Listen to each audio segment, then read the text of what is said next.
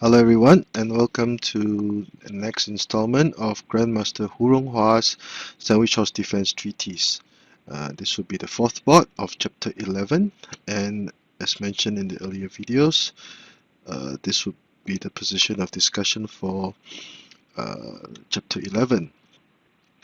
Now in the fourth board, a short recap, in the first three boards, when this position was reached, Black would try R9 equals to 8 to try to trade chariots, R1 plus 1 in the third board, and E3 plus 5.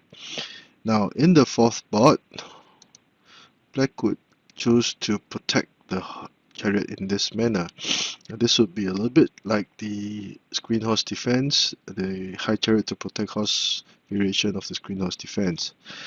Now, by protecting the horse in this manner at so early a point in the game, Black would discourage Red from playing R2 equals to 3, because if he did, Black would play C2 minus 1 to move the cannon, and then followed by C2 equals to 7 to attack the chariot at this point.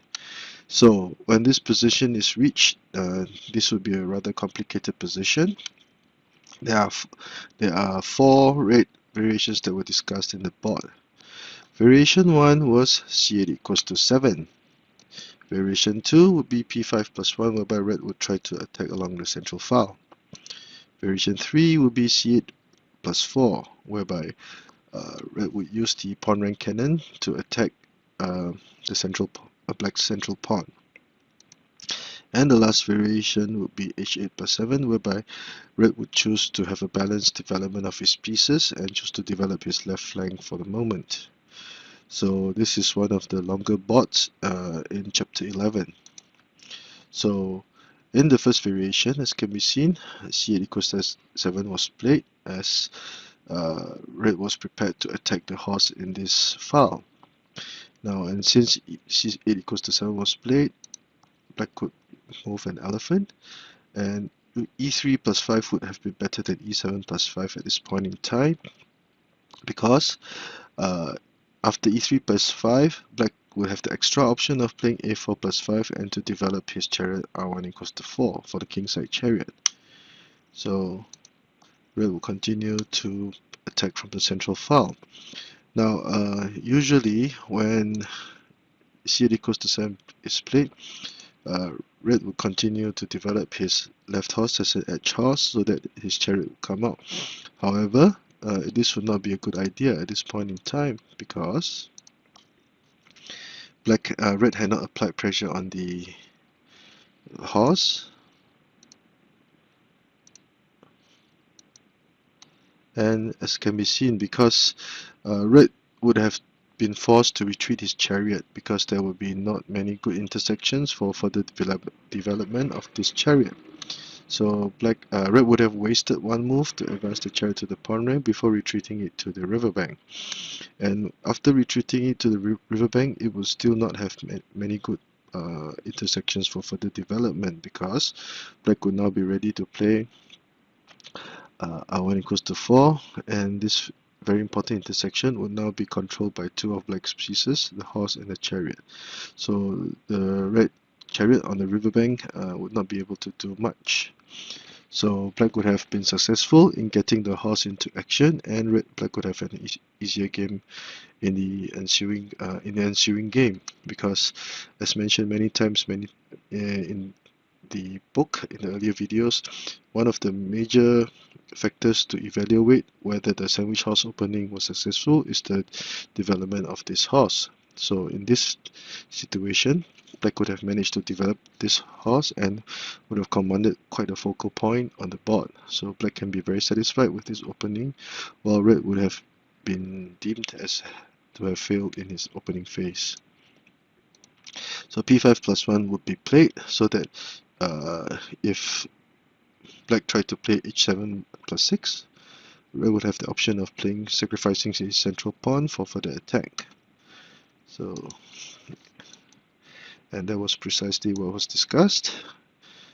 Now, at this point in time, as can be seen, because the Red has sacrificed a pawn, black central pawn would now be at this point, and this would disallow the black horse to play hx plus 4, where it will be a much potent force on the board, and black would be forced to capture this chariot, this red pawn, and red would prevent or discourage the black horse from capturing the central cannon. Now at this point, because the black chariot was threatening to capture the black horse, sorry, black would advance his pawn to protect the horse in this manner. It would not be a good idea to protect the horse in this manner because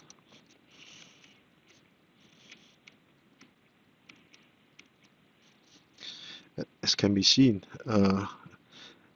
the red horse would now have been developed and was prepared to attack, and black's horse, pawn, and elephant on this file was quite in a little bit of dilemma, because if it retreated, red would have advanced his horse to attack, and although if black tried to play c2 plus 4, moving the horse away would also threaten the cannon, so red would still have the initiative in this situation.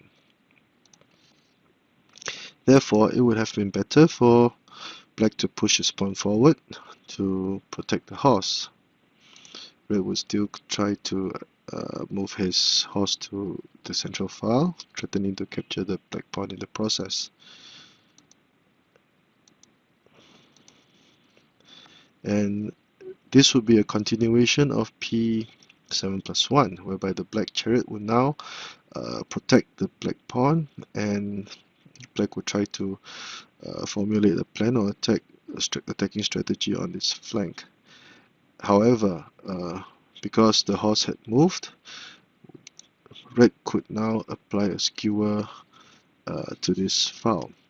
It would not be a good idea to try to attack the central file with c7 equals to 5, because black would simply take the initiative to develop his right chariot, and as can be seen, the center of the board would now be very congested, and if red tried to play r9 equals to 8 to develop his chariot, black could simply answer with c2 plus 4, and red would seem to be in the process of losing material. And there could be many more tactics that black could do. For example, p7 equals to 6, forcing the red chariot to attack it, and again this also be in deep trouble. So c7 equals to 5 would not be a good idea. Instead, red could simply focus his attack with c7 equals to 3, targeting the elephant and chariot in the process. So this would be quite a vulnerable line for black, and black would be forced to play this move, and after trading chariots, black could be forced to move h3 plus 5. He cannot move either the pawn or horse away, or it will be a checkmate over here with c3 plus 7. But after moving h3 plus 5, we can see that black would now have mobilized both his cannons and horses, and were now in attacking mode, and he would not have to be afraid of red capturing the black horse, because if h3 plus 5 were not played, red could simply capture, for example, capture the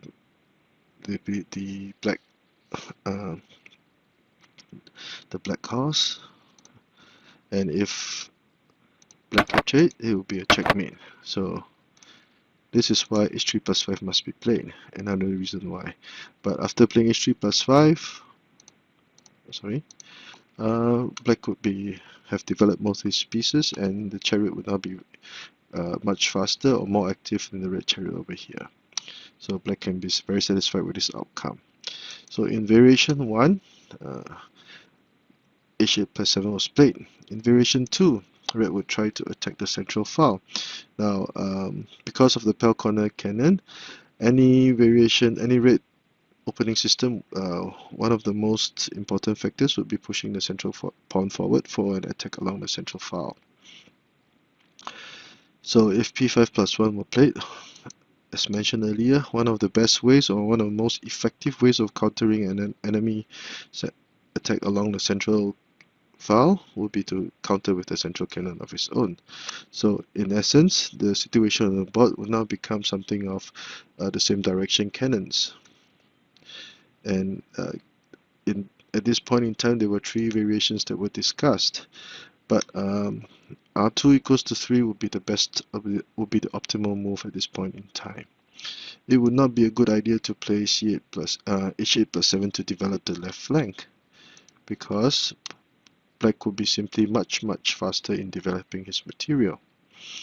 Neither would C8 equals to 7 be a good idea, because Black would now have been able to move the horse to the riverbank rank, where we would now threaten with p7 plus 1 or p7 plus 1 to threaten to capture the red chariot, or h6 plus 4 to threaten both cannons. So if either one of the cannons were captured, red's 5-7 cannons, the might of the 5-7 cannons would be no more. So black would have an easy time ahead. So that is why r2 equals to 3 to limit the development of this horse was advocated by Grandmaster Hu.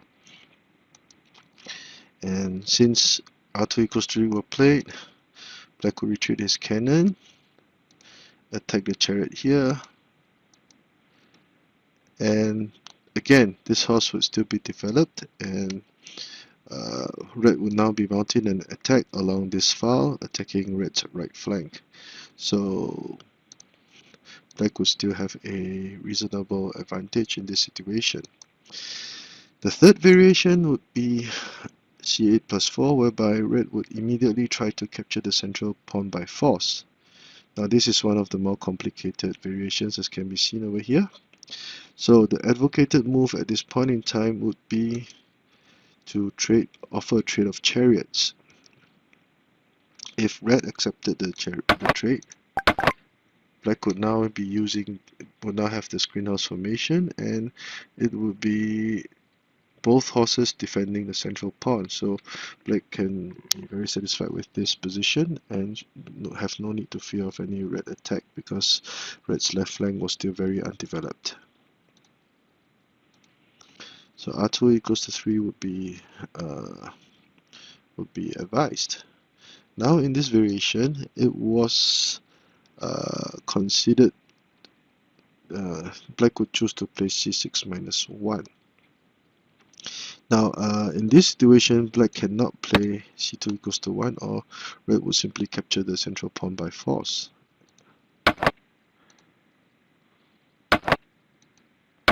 And red would have a headhunter cannon in place. So it would not be a good idea for black to play c6 equals to 5 either, because now red would already have a pawn rank cannon. Now this would be quite a difference, because red would now attack would develop his left flank, and black would be slightly faster by developing his right chariot as a ranked chariot. c2 minus 1 would not be advised at this point in time, because the horse would be simply faster, and at this point, as can be seen, red would still command initiative at this point. So a better move would be r1 plus 1 instead of playing c2 minus 1. And again, capturing the trade of material. And at this point in time, we can see that 1, 2, 3, 4, there are 4 red pieces. Black would have 1, 2, 3, 4, also 4 major pieces left on the board.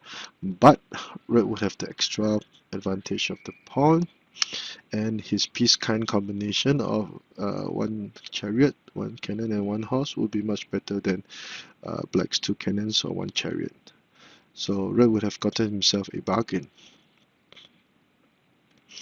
So Ca plus 4 was our third variation.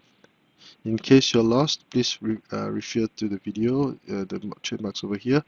The board in question has also been uploaded to the website, where you can simply open two windows, one to watch this video and one to open the interactive board there, so that you can have a better understanding of the position. Last variation, h8 plus 7, whereby red would choose to have a steadfast and balanced development of his pieces on the board. Now, c6 plus 5 was advised, since red had tested black to see whether if he would dare to place a skewer. It would not be a good idea to try to trade chariots at this point in time.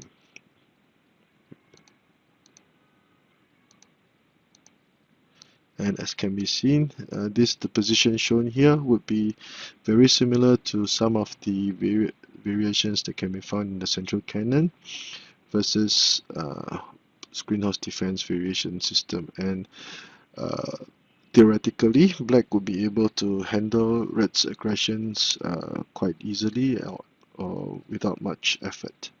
So this would be a good idea. And one thing about this variation is that if we were to compare this variation to the third variation, we can see that in this variation, red would not have advanced his cannon to the pawn rank. So, and he would be able to obtain quite a decent formation. So this would be a good idea. Going back to the fourth variation, h8 plus 7 was advised, and it was advised for red to try to form a skewer to gain material, and red would gladly trade. And this is one way of protecting against the black horse. Let us retract a little bit. After trading cannons, black would advance his horse to the cross riverbank rank and threaten to capture the red horse. And it would also be prepared to play h6 plus 4 to go for the elbow horse attack. So with c4 plus 1, the red cannon would prevent black from capturing his horse, and also discourage the black horse from advancing to the pawn rank. However, the cannon in this position will be a little bit awkward, and black will take the opportunity to develop his right flank.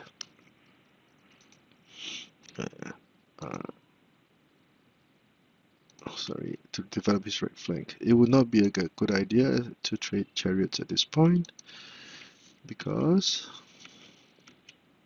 check, and red would have managed to fortify his defenses and have a 2-pawn advantage, and an advantage of 2 pawns in this situation. So red would still have the initiative in hand, but the pace of the game on the board would now have slowed down considerably, and red would have more chances of winning in this situation because of the pawns, the extra pawns. So that is why offering to trade chariots will not be a good idea, and instead black should try to develop his right chariot. And a prophylactic move with e7 plus 5 is advocated for red, because this would be much better than e3 plus 5, because red would have the extra option of playing r9 equals to 7 to discourage any elbow horse attempt of an elbow horse attack by black. Again, r9 equals to 8 would not be a good idea. This would be variation 4b in the book, and there was still another variation 4c. So, a short review. At this point in time, after developing the right chariot as a ranked chariot, there will be three sub-variations that were given for variation 3 in the board. Okay, in the first variation, e7 plus 5 was red's attempt to solidify his defenses, and black would now try to trade chariots, which red would usually accept. If red did not want to trade chariots and played r2 equals to 4 instead, black could counter and move his horse to safety in this position. Now, although the black chariot will now be slightly closed in position, but black will now be prepared to play p7 plus 1 to threaten the red chariot and also to advance and threaten the red horse. So this variation would be similar to some of the earlier variations of the sandwich house defense. Okay, so back to variation 3a. So red would accept, trade, and red would push the central pawn forward, where he could choose to play c4 equals to 5, etc., and also discourage the black horse or prevent the black horse from playing h6 plus 4. And at this point in time, generally speaking, red would have an extra central pawn, but the development of the black pieces will be considerably better than red, especially when the red chariot has not been developed. So a short recap: variation 4, h6 plus h7 plus h8 plus 7, sorry, and skewer, skewer, protecting in this manner, and black will play the ranked chariot at this point in time. In variation for B, red would choose to develop his chariot immediately with r9 equals to 8. So this again, black would try to gain some initiative by offering a trade of chariots of his own, which red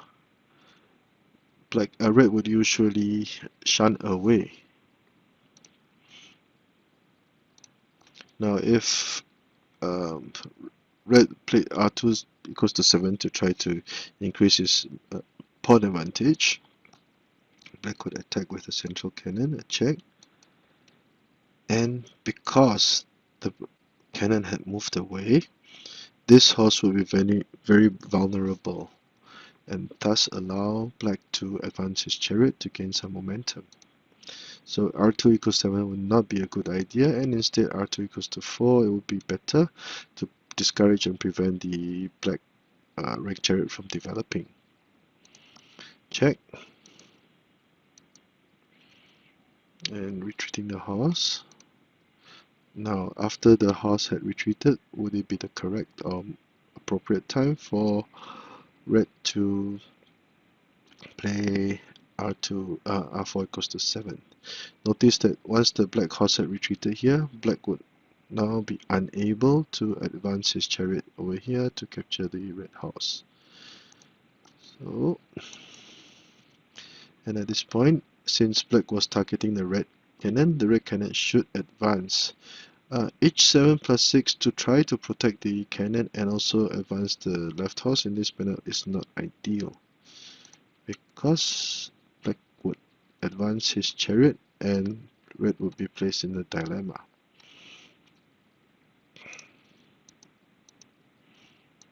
Okay, c4 plus 3, threatening to gain material, capturing the red cannon, and red would trade pawns, and red would now try to attack from the bottom rank, which black must try to prevent. And this would be essentially a trade of material, and at this point in time, this black pawn would be now very menacing. Material wise, both colors would be relatively equal. Red would have 2 chariots and 1 horse. Although black had 1 chariot, he would have an extra horse and cannon in this situation. Okay, so black could have generally speaking, this would be considered to be a advantage to black. Okay, R9 equals to 8 was variation 4b, and this would be the last final variation of the board, variation 4c, whereby red will play a6 plus 5 as a prophylactic measure. So just in case the cannon was attacked or whatever, red could now retreat his cannon back to the palace corner, and it would be safe because the advisor had been raised. So after a6 plus 5, an offer to trade material, which red cannot accept. If red tried to be greedy and gain more pawns, the horse would now be under attack.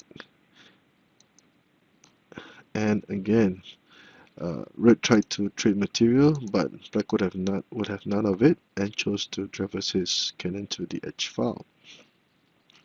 So red would still lose material. There was no way he could protect this horse.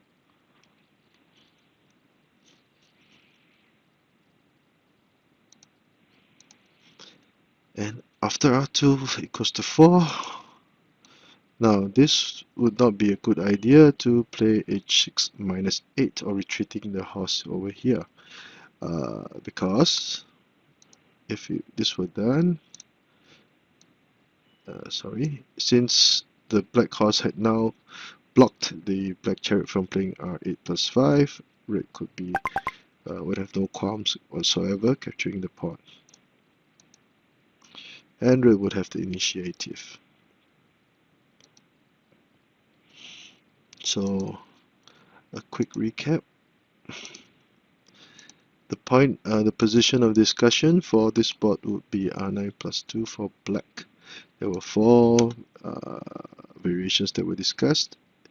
C8 equals to 7, p5 plus 1, c8 plus 4, and finally h8 plus 7.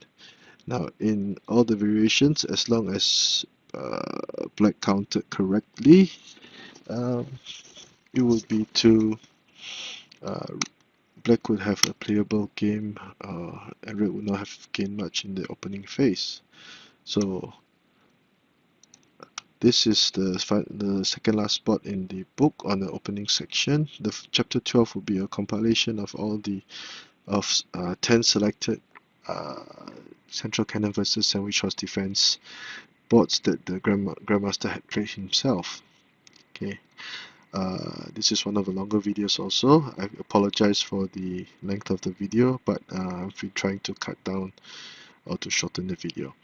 And if you like my work, please subscribe to my channel to give as a sign of encouragement. Thank you. Have a nice week ahead.